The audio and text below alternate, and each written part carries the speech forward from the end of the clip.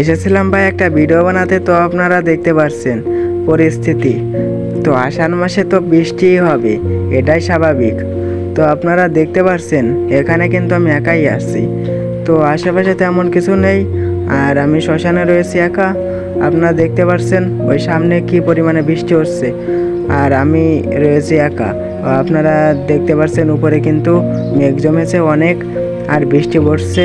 তো ভাবলাম আপনাদের দেখাই আমি একা রয়েছি এখানে। তো এই যে সামনে দেখতে পাচ্ছেন শ্মশান আছে, কবরস্থান। এখানে মানুষ গিয়ে মানে পুরাতো, আগে পুরাতো, এখন পুরাই না, মাটি দেই এখন।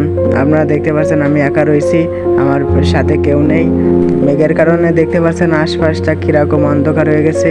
আর এখানে মাঝে মাঝে বসে কিছু না কিছু ভাবি কীরকম ভিডিও বানালে ভালো হবে না, তাই।